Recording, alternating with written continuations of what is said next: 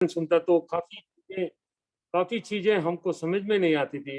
अभी आपका वो 25 बोल, 101 बोल, काफी आगम करने के बाद हर एक शब्द गुरु का समझ में आता है, मजा भी आता है गुरु का प्रवचन सुनने में। अभी तो गुरुदेव भगवती सूत्र कर रहे हैं, बहुत अच्छा लगता है एक्चुअली।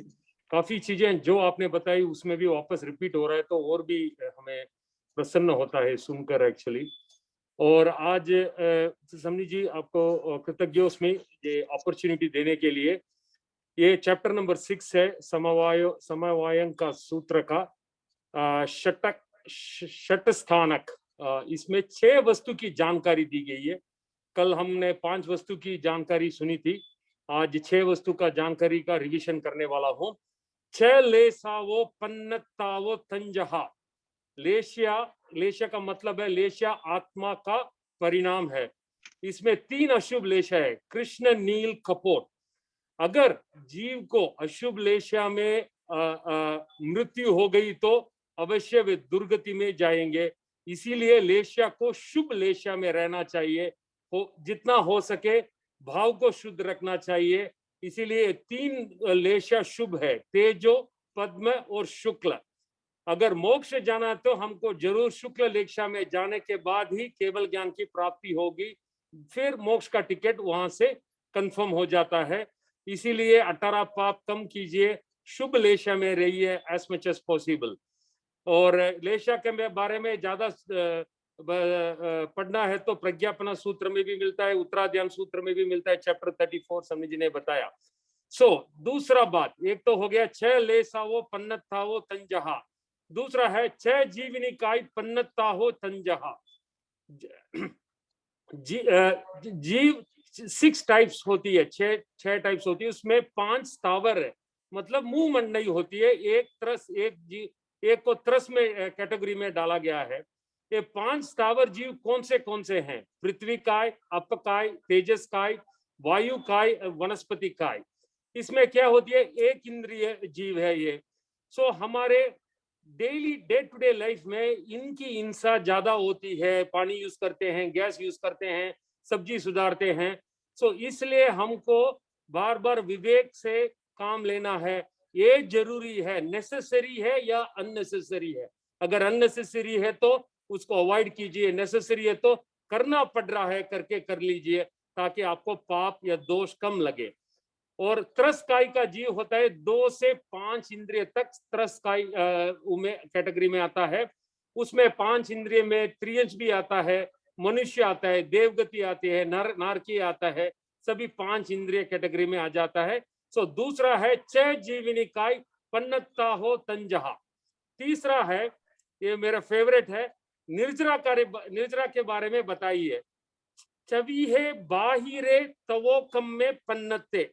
बाहर का निर्जरा 6 टाइप्स का है। बाहिर मतलब बाहर पता चलता है ये निर्जरा। एक है अनशन। अनशन 1 दिन का उपवास से लेकर 6 मंथ्स का उपवास को अनशन बोलते हैं। उनोदरी, खाने भूख से कम खाना उनोदरी। भिक्षाचारी, कोई कंडीशन रख के फिर गोचरी लेते हैं या खाना लेते हैं। रस परित्याग, समझी जी ने डिटेल बताई। 6 विगई कम करो। 14 नियम में भी आता है विगई जितना हो सके जितना विगई कम कर लो, एटलीस्ट सर्टेन डेज में विगई कम कर लो। और नेक्स्ट बाकी 2 बाहिर तप है, काया क्लेश, लाइक आसन या सूर्य में जाके आतापा लेना वैसा। और लास्ट वन है प्रतिसल्लीनता। ये बहुत जरूरी है। 5 इंद्रिय और मन को कंट्रोल करना ही बहुत इंपॉर्टेंट है। उससे हम काफी चीज अब स्पिरिचुअली प्रोग्रेस हो सकते हैं। तभी है अभिंतरे तवो कम में फन्नते, मतलब 6 अंदर का तप है और निर्जरा है। उसमें पहला आता है प्रायश्चित, जैसे हमें सामायिक में आता है, सामायिक प्रतिक्रमण में आता है प्रायश्चित। विनय, सबके साथ विनय करना है, बड़ों के सामने, गुरु के सामने, साधु संत के सामने, सब जीवों के साथ विनय में रहना है। सेवा करना है, ऐसा सेवा निस्वार्थ भावना से, वापस मुझे क्या मिलेगा ऐसे नहीं, अच्छा सेवा करना चाहिए। उसके बाद में सबसे सर्वोत्तम तप माना गया स्वाध्याय। वो भी क्या है, भगवान ने जो बताई वैसे चीज पढ़ना चाहिए। गुरुदेव ने भी लेक्चर में बताया, स्वाध्याय को बहुत बड़ी महत्वपूर्ण देते हैं। 10वें वाले में समनी जी ने बताया, साधु के लिए एक प्रहर में जो स्वाध्याय करते हैं, बाद में ध्यान, वापिस स्वाध्याय, वापिस ध्यान। सो स्वाध्याय को इतना महत्वपूर्ण दे रहे। 5 टाइप का स्वाध्याय है उसमें। एक तो पढ़ना, एक तो डाउट पूछना, एक रिविजन करना, एक तो है अनुप्रेक्षा करना, बार बार आत्मा के बारे में चिंतन करना, और लास्ट है धर्म कथा, बाकियों को भी समझाना पढ़ाना है। ये सब 5 टाइप्स का स्वाध्याय है। स्वाध्याय के बाद आता है आंतरिक तप को ध्यान। ध्यान से ही हमको काफी कर्म की निर्जरा हो सकती है और इसको करना चाहिए। और लास्ट अपने शरीर को अलग, आत्मा को अलग समझना चाहिए। उसके लिए कायोत्सर्ग बहुत जरूरी है। भगवान महावीर स्वामी ने काफी टाइम कायोत्सर्ग में स्पेंड किया है। हमको भी ये डेली रूटीन में लेना चाहिए। आचार्य महाप्रज्ञ जी ने कहा, सब दुख का मुक्ति का मार्ग है कायोत्सर्ग। इसके साथ मैं अपना आज का विषय संपन्न करता हूँ। ओम अरहम। ओम अरहम बहुत सुंदर बताया, और आपका प्राकृत उच्चारण भी बहुत सही है, प्रोनाउंसिएशन बहुत अच्छा है आपका।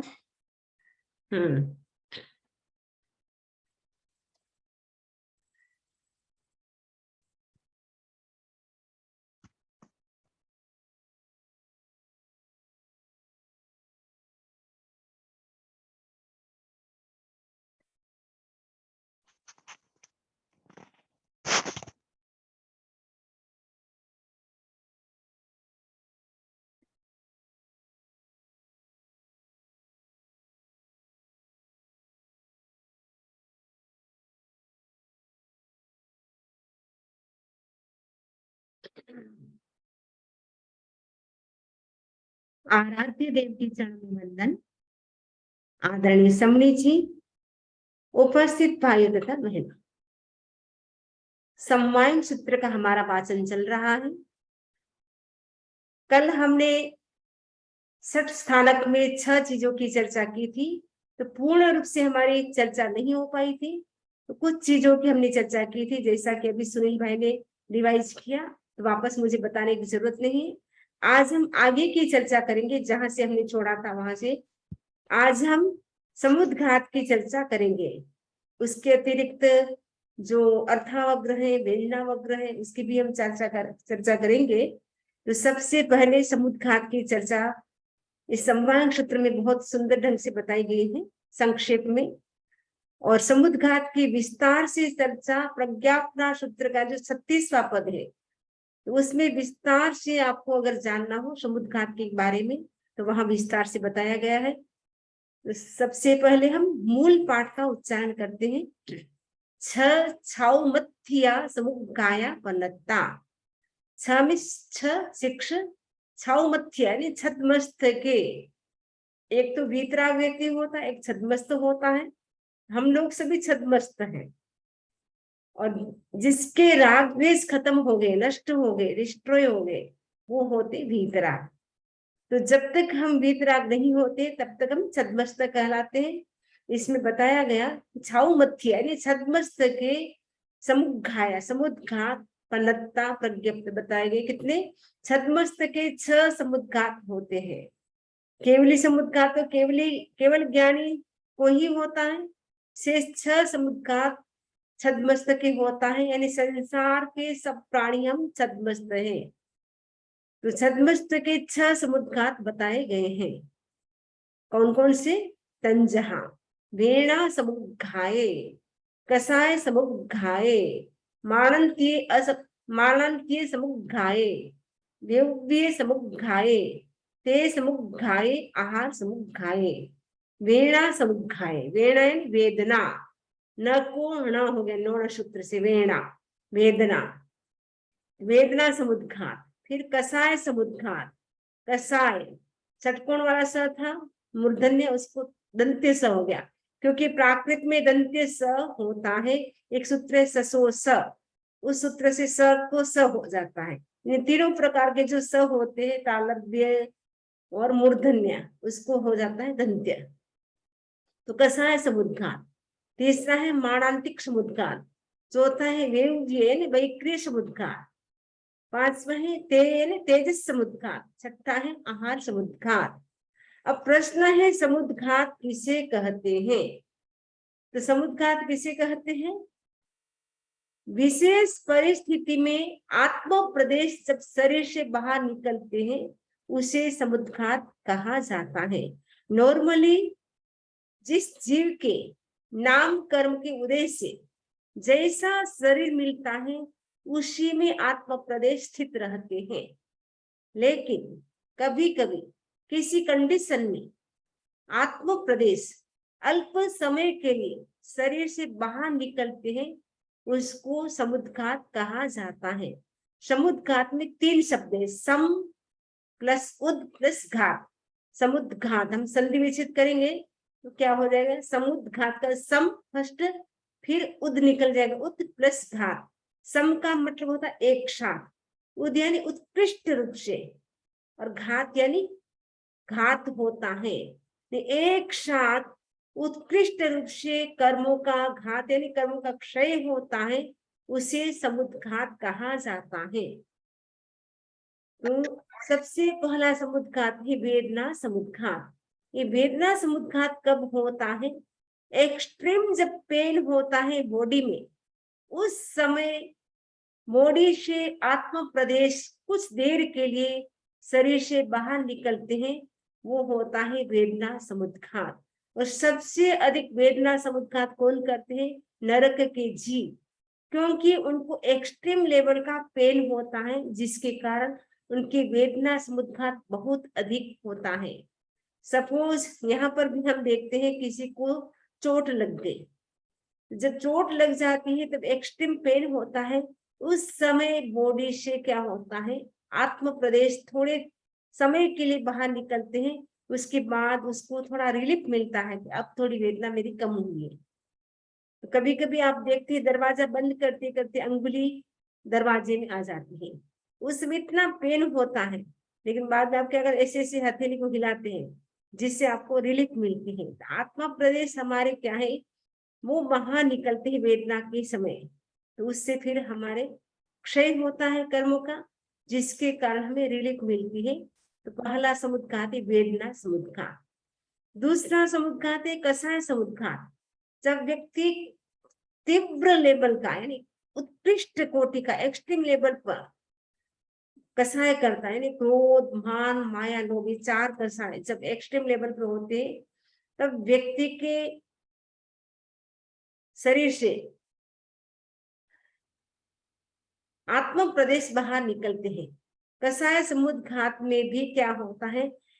इतना तेज गुस्सा आपने किया या हमने किया, किसी ने भी किया, तेज गुस्सा करने से हमारे बॉडी से, हमारे आत्म प्रदेशों से जो आत्म प्रदेश निकलते हैं तो वो होता है कषाय समुद्घात। यानी कषाय के कारण हमारे आत्मा से जो आत्म प्रदेश निकलते हैं वो होता है कषाय समुद्घात। और तीसरा है मारणांतिक समुद्घात। मारणांतिक समुद्घात यानी मृत्यु के समय, इसका संबंध मृत्यु से है, मृत्यु के समय होने वाला जो समुद्घात होता है वो मारणांतिक समुद्घात कहलाता है। और कभी कभी ऐसा होता है जिस समय व्यक्ति की मृत्यु होती है 48 मिनट पहले वो अपने जन्म स्थान जहां उसको जन्म लेना है वहां तक वो पहुंच जाता है, नहीं वहां तक आत्म प्रदेश उसके फैल जाते हैं और फिर वापस वो आ जाता है। तो ऐसा भी होता है। तो वो मरण होने से पहले उस जीव प्रदेशों का जो बाहर निकलना, यानी जो आत्मा प्रदेश है वो बाहर निकलते हैं तो अपने बर्थ प्लेस तक वह पहुंच जाते हैं, वो होता है मारणांतिक समुद्घात। देववीय वैक्रिय समुद्घात। वैक्रिय समुद्घात का मतलब है कि जब देवता होते हैं वो नए नए रूप बनाते रहते हैं, तो नए नए रूप जब बनाते हैं उस समय वो क्या करते हैं? अपने शरीर से वो क्या करते हैं?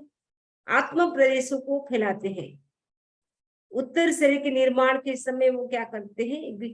ऐसी विक्रिया करते हैं, उसके द्वारा जीव प्रदेशों का वो क्या करते हैं? बाहर फैलाते हैं, यानी आत्म प्रदेश से उसको बाहर फैलाते हैं अल्प समय के लिए, फिर वापस वो मूल शरीर में आ जाते हैं। यानी आत्म प्रदेश जब हमारे निकलते हैं, लेकिन उसका कनेक्शन हमारे आत्मा से बना रहता है, पूर्ण रूप से वो आत्म प्रदेश नहीं निकलते, लेकिन वो निकलते, वो उसका कनेक्शन भी हमारे आत्मा से जुड़ा रहता है। तेजोलब्धि का प्रयोग करते समय भी जीव प्रदेशों का बाहर निकलना, वो तेजस समुद्र कहते हैं।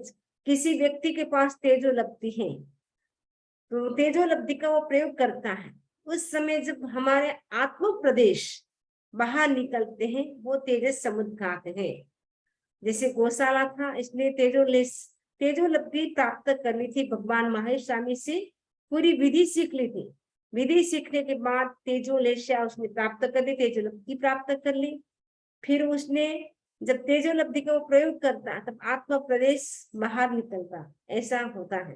तेजोलब्धि का जब हम प्रयोग करते हैं, तब हमारे से क्या होता है, जो आत्म प्रदेश होता है वो बाहर निकलता है। आहारक समुद्घात, आहारक समुद्घात कौन करता है, जो 14 पूर्वधर मुनि होते हैं, उनके मन में कोई डाउट होता है, डाउट को क्लियर करने के लिए वो क्या करते हैं, अपने हाथ से एक पुतला स्फटिक जैसा एकदम सुंदर पुतला निकालते हैं, उसको केवली जहां होते हैं वहां भेजते हैं, और वो पुतला केवली का स्पर्श करके वहां जाकर के केवली से सारा प्रश्न का आंसर लेकर के वो वापस बॉडी में समाहित हो जाता है। उस समय जो आत्म प्रदेश शरीर से बाहर निकलते हैं, वो होता है आहारक समुद्घात। ये समुद्घात के ऐसे समुद्घात के टोटल 7 प्रकार है, और 7 एक समुद्घात ही केवली समुद्घात। यह केवली समुद्घात की चर्चा नहीं की है, क्योंकि यहाँ 6 वस्तुओं के जानकारी दी जा रही है, इसलिए 6 समुद्घात की चर्चा की है। तो यहाँ कहा गया कि छद्मस्त के सारे समुद्घात होते हैं, इसीलिए यहाँ 6 समुद्घात की चर्चा की है।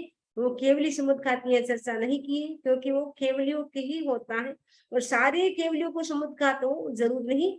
कभी कभी केवली के क्या होता है, अब आयुष्य कम रह गया और कर्म ज्यादा है, तो कर्म और आयुष्य को बराबर करने के लिए क्या करते हैं, वो केवली समुद्घात करते हैं, चला के नहीं करते, स्वतः ही वो समुद्घात हो जाता है, वो होता है केवली समुद्घात। ये 7 प्रकार के समुद्घात है, यहाँ 6 प्रकार की चर्चा की गई है। नेक्स्ट है, इसमें समुद्घात का कालमान भी बताया है, तो उत्कृष्ट काल एक अंतर्मुहूर्त ही है, तो उक्त समुद्घातों के समय बाहर निकले हुए प्रदेशों का मूल शरीर से बराबर संबंध बना रहता है। आत्म प्रदेश बाहर निकलते, लेकिन अपना जो शरीर है उसके साथ उसका कनेक्शन बराबर जुड़ा रहता है। छवि अतुगहे पन्नते तंजहा, अतुगहे का अर्थावग्रह, अर्थावग्रह वो 6 प्रकार का है। कौन कौन सा है, सोइंद्रिय अतुगहे, श्रोतेन्द्रिय अर्थावग्रह, चक्षुन्द्रिय अर्थुगहे, चक्षुन्द्रिय अर्थावग्रह, घ्राणेन्द्रिय अतुगहे, घ्राणेन्द्रिय अर्थावग्रह, जिभेन्द्रिय अतुगहे, जिभेन्द्रिय अर्थावग्रह, फासिन्द्रिय अतुगहे, स्पर्शेन्द्रिय अर्थावग्रह, नोइंद्रिय अतुगहे यानी नोइंद्रिय यानी मन, छठा है नोइंद्रिय अर्थावग्रह। ये 5 इंद्रिय और एक मन, ये 6 का अर्थावग्रह होता है। अर्थावग्रह का मतलब है विषय का कुछ ज्ञान जब होता है वो अर्थावग्रह होता है। एक तो होता है व्यंजनावग्रह होता है, एक अर्थावग्रह होता है। तो व्यंजनावग्रह पहले होता है और उसके बाद होता है अर्थावग्रह। तो व्यंजनावग्रह कब होता है, इसमें बताया है, किसी पदार्थ को जानने के समय, दर्शन के बाद, यानी पहले हमने वस्तु को देखा, उसके बाद जो अव्यक्त रूप से सामान्य बोध होता है, सामान्य जो जानकारी होती है, सामान्य जो नॉलेज होता है, वह है व्यंजनावग्रह। उसके तत्काल बाद जो अर्थ का ग्रहण या वस्तु का सामान्य ज्ञान होता है, उसी अर्थावग्रह कहते हैं। उसमें तो व्यंजनावग्रह में तो हमने केवल अस्पष्ट रूप से केवल वस्तु को हमने थोड़ा सा जाना, स्पष्ट नहीं जाना, अस्पष्ट रूप से जाना। लेकिन उसके तत्काल बाद जब हम अर्थ का जो ग्रहण कर लेते हैं, यानी वस्तु का हम जब ग्रहण कर लेते हैं, उसका ज्ञान कर लेते हैं, वो होता है अर्थावग्रह। ये अर्थावग्रह है वो 6 प्रकार का है, 5 इंद्रिय और मन, ये 6 प्रकार का होता है। और जो व्यंजनावग्रह है वो 4 प्रकार का होता है। क्योंकि चक्षु इंद्रिय और मन की वेदनावग्रह नहीं होता है, क्योंकि चक्षु इंद्रिय से डायरेक्ट हम पदार्थों को देखते हैं, लेकिन हमारी आंखों के अंदर वो पदार्थ नहीं जाता है। मन से हम सोच सकते हैं, लेकिन मन में कोई वो पदार्थ नहीं जाता है। जैसे श्रोतेंद्रिय में शब्द कान के अंदर जाते हैं, जीवेंद्रिय ने हम मुंह में हम रस लेके टेस्ट लेके हम उसको चख सकते हैं, स्पर्शनेंद्रिय से हम टच कर सकते हैं। ये 5 इंद्रिय और मन, वो तो अर्थावग्र 6 प्रकार का होता है, वेदनावग्र 4 प्रकार का होता है, क्योंकि चक्षु इंद्रिय और मन इन दोनों का डायरेक्ट संबंध नहीं होता है पदार्थों के साथ, इसलिए चक्षु इंद्रिय और मन का वेदनावग्र नहीं होता है। और अर्थावग्र के बाद क्या होता है, यह अमाय धारणा। यह का मतलब है कुछ है, ऐसी चेष्टा करते हैं। अमाय का मतलब है उसमें वो निश्चय करता है, हाँ ऐसा होना चाहिए, मतलब ये मनुष्य ही होना चाहिए, क्योंकि वो हिल भी रहा है, चल भी रहा है, इसलिए मनुष्य ही होना चाहिए। और धारणा में लंबे समय तक मेमोरी रहती कि हाँ इस प्रकार का मनुष्य होता है। तो यहाँ फर्स्ट हो गया अवग्रह, फिर यहाँ अमाय और धारणा। अवग्रह में तो पदार्थों का केवल हमने अवग्रह किया, यानी अस्पष्ट रूप से उसका ज्ञान किया, स्पष्ट नहीं किया। यहाँ में हमने चेष्टा की, हाँ ये सामने ठूंठ है या मनुष्य है, ऐसा हम सोचते रहे, फिर हमको लगा कि अरे ये तो वो मनुष्य है, तो हिल भी रहा है, चल भी रहा है। अमाय में हमने क्या कर लिया, डिसीजन कर लिया, निर्णय कर लिया कि तो मनुष्य ही है, श्योर। और उसके बाद लंबे समय तक हम उस मेमोरी को अपने दिमाग में सेट करके रखते हैं, वो होता है धारणा। कतिया नखते छतारे पनकते, कतिया का मतलब कृतिका नक्षत्र है, उसके 6 तारे होते हैं। अश्लेषा नखते छतारे पनकते, आश्लेषा जो नक्षत्र है उसके भी 6 तारे होते हैं। इमिसेणम ऋणपभाए कुढ़िए अथे गैयाणम नेरियाणम छ पल्योवमायम थी पनत्ता। रत्न प्रभा पृथ्वी के कुछ नारकीय जीव ऐसे हैं जिनकी स्थिति 6 पल्योवमायम 6 पल्योपम की है। तत्सायणम पुढ़ी अथे गैयाणम नेरियाणम छ सागरवमायम थी पनत्ता। जो कुछ नारकीय जीव ऐसे हैं जिनकी स्थिति भी कितनी है, 6 सागरोपम की है। असुर कुमाराणम देवाणम अत्य गैयाणम छ पल्युगम थी पनत्ता। असुर कुमार देव हैं, उनमें से कुछ देव ऐसे हैं जिनकी स्थिति 6 पल्योपम की है। सोहम्मी साणेषु कप्पेषु अत्य गैयाणम देवाणम छ पल्योवायम थी पनत्ता। जो सौधर्म देवलोक हैं, वहां के जो देव हैं, उनमें से कुछ देव ऐसे हैं जिनकी स्थिति कितनी है, 6 पल्योपम की है। सणंग कुमार महिंदेशु अत्य गैयाणम देवाणम छ सागरो वमायम थी पनत्ता। सनत कुमार और महेंद्र कल्प, जो तीसरा और चौथा देवलोक, उनमें से कुछ ऐसे देव हैं जिनकी स्थिति कितनी, 6 सागरो वमायम 6 सागरों पंक्ति है। जे देवा स्वयं भूरमणम घोषम सुघोषम महाघोषम किट्ठी घोषम वीरम सुवीरम वीरगतम वीरश्रेणीयम वीराक्तम वीरपभम वीरकंतम वीरवन्नम वीरलेशम वीरजयम वीरसिंहम वीरसिट्ठम वीरकूडम वीरुत्तर वड़िम सगम विमानम देवत्ताय उवन्ना। तेषेणम देवाणम उपोषेणम 6 सागरो वमायम थी पनत्ता। ये विमान के नाम है। इसमें बताया गया है कि इन विमानों में जो देव उत्पन्न होते हैं उनकी स्थिति कितनी होती है, 6 सागरोपम की होती है। तेणम देवा छन्नम अद्दमासाणम आणमंति वा पाणमंति वा उत्संसन्ति वा निशसन्ति वा। वो जो देवता है वो क्या है, जो श्वासोश्वास की क्रिया करते हैं। छन्नम अद्दमासाण, छन्नम अद्दमान 6 महीने के आधा यानी 3 महीने से वो श्वास प्रश्वास की क्रिया करते हैं। यानी जो देवता है जिनकी स्थिति 6 सागरोपम की है, वो 3 मंथ के बाद वो श्वास लेते हैं और छोड़ते हैं। यानी एक श्वास को लेना और छोड़ना, उसमें उनको टाइम कितना लगता है? 3 महीनों का लग जाता है।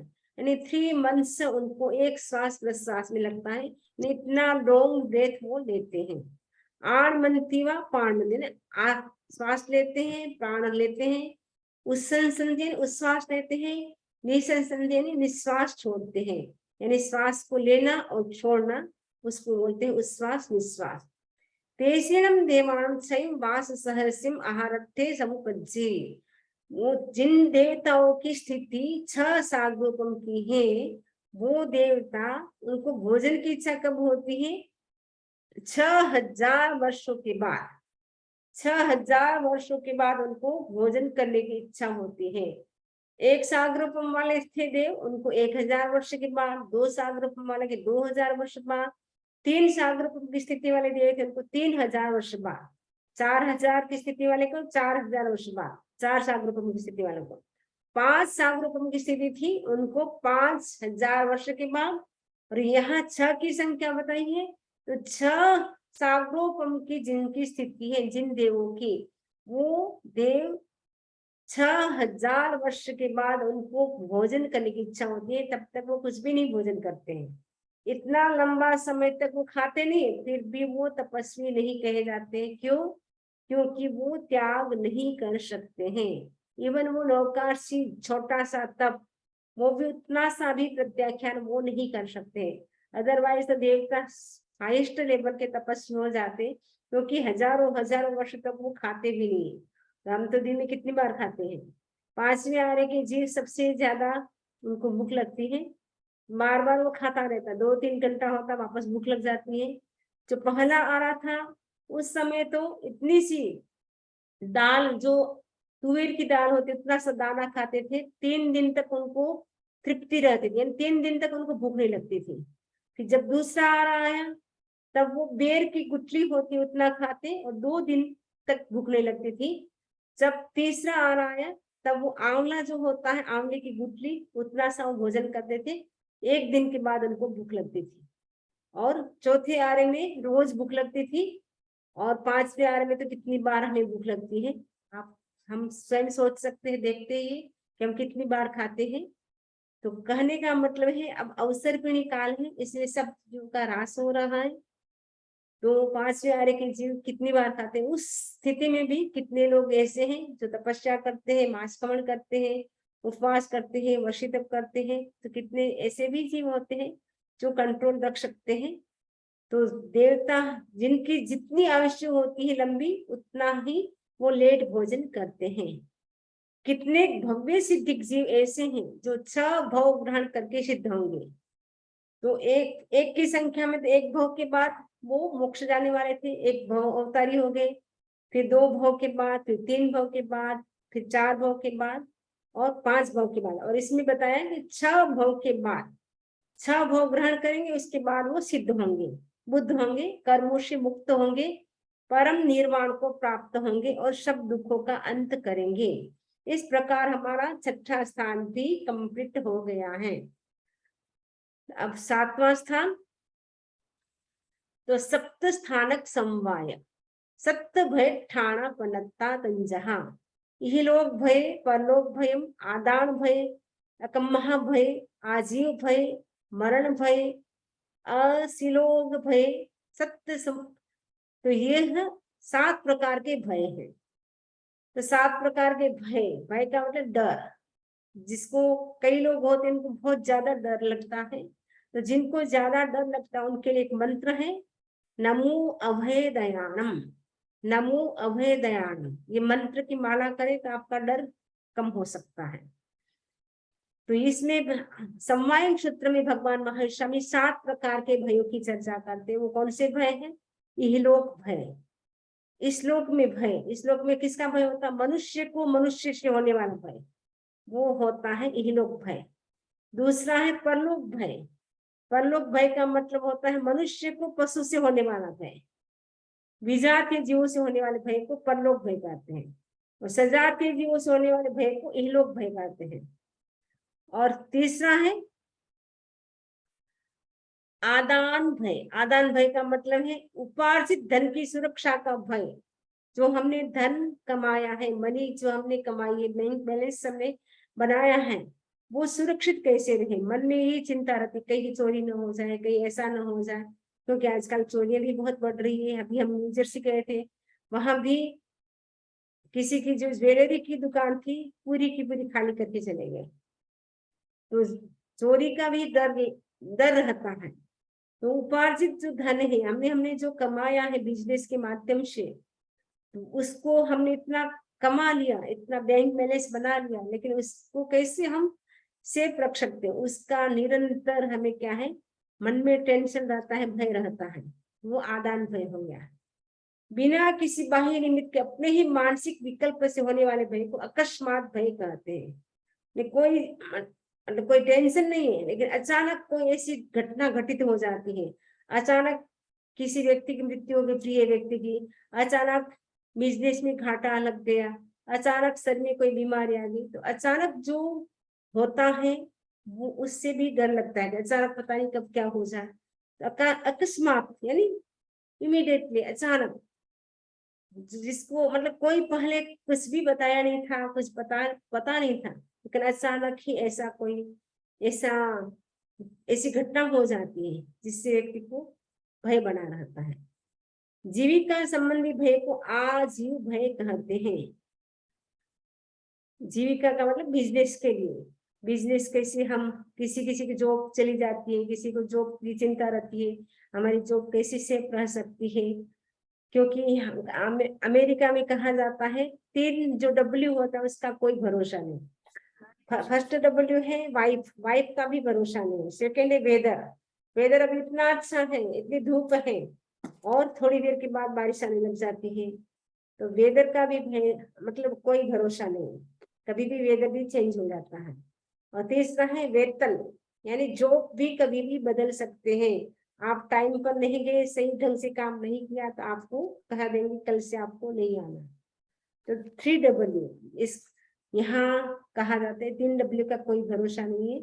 तो वैसे ही व्यक्ति क्या करता है, जीविका यानी आजीविका के लिए व्यक्ति क्या है, उसको डर बना रहता है कि मेरी आजीविका यानी मैं कैसे परिवार का, फैमिली का पालन पोषण करूंगा, कैसे मैं धन को अर्जित करूं, उसकी चिंता, उसको सुबह से शाम तक, रात को कई लोग ऐसे होते सोने में भी बिजनेस के ही सपने आते रहते हैं।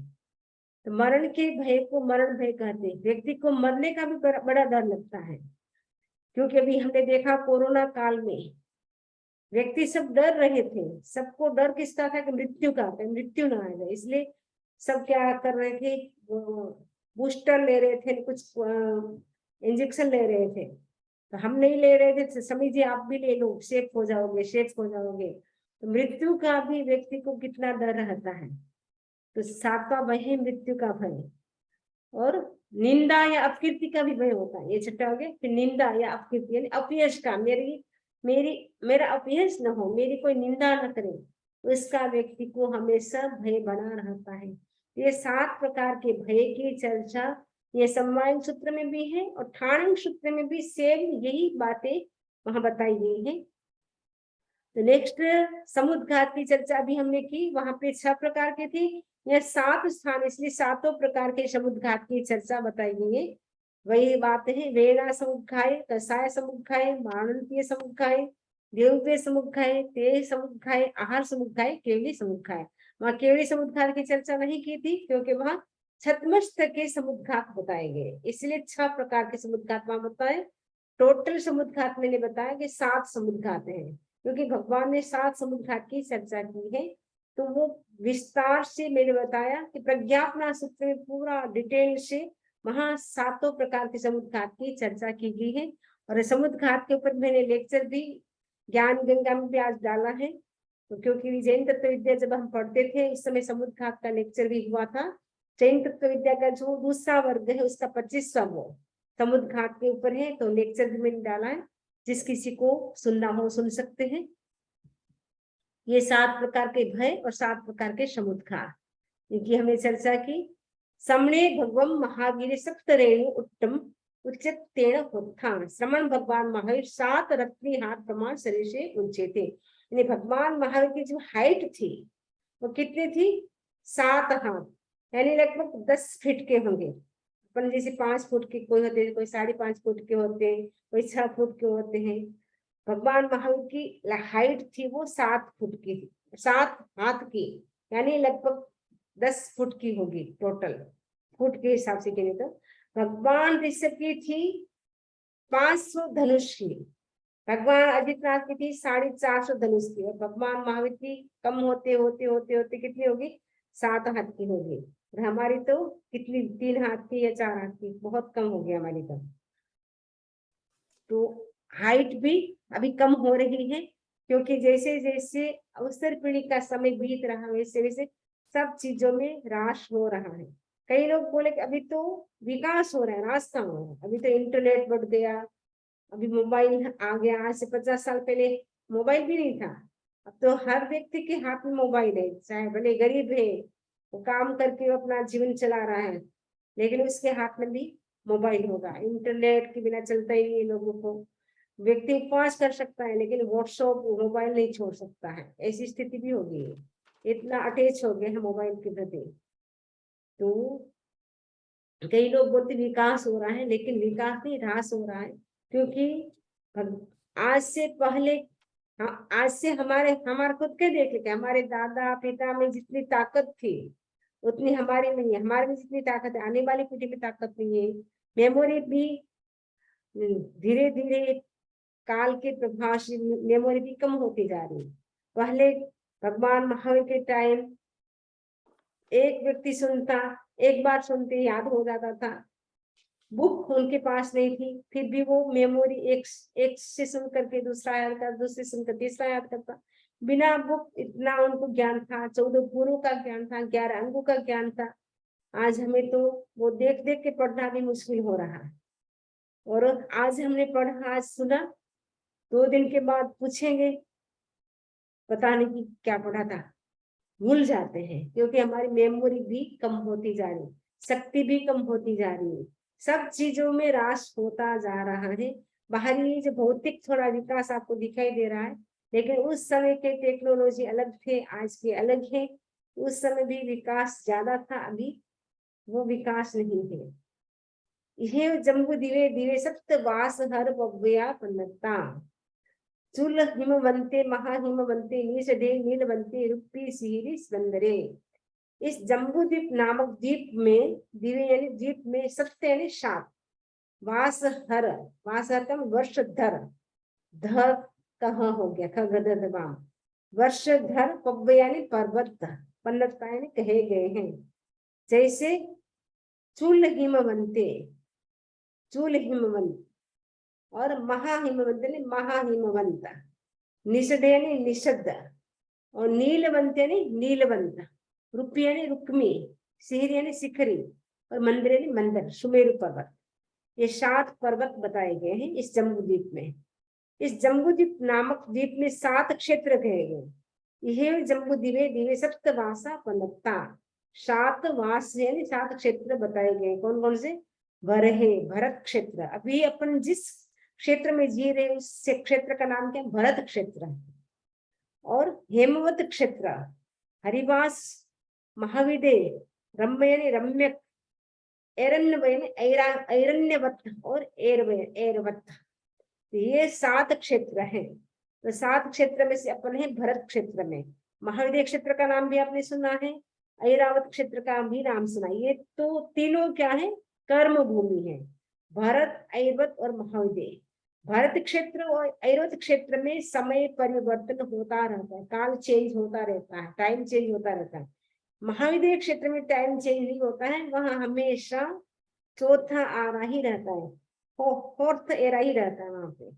और जो बाकी जो एरा है, जो क्षेत्र है, क्षेत्र है, हेमवत, हरिवास, रम्यकवास और एरण्यवत।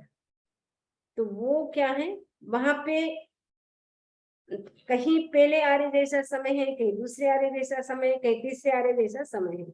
वहां हमेशा पहला आ रहा है, वहां पहला आ रहा जैसा रहता है, जहाँ दूसरा आ रहा है वहां दूसरे आ रहा जैसा रहता है, तीसरे आ रहा जैसा रहता है, वो वहां पे ऐसा रहता है। और ऐरावत और भरत क्षेत्र में समय परिवर्तन होता रहता है, चेंज होता रहता है। अभी हमारे फिफ्थ आरा यहाँ भरत क्षेत्र में चल रहा है, ऐरावत क्षेत्र में भी फिफ्थ आरा चलता है।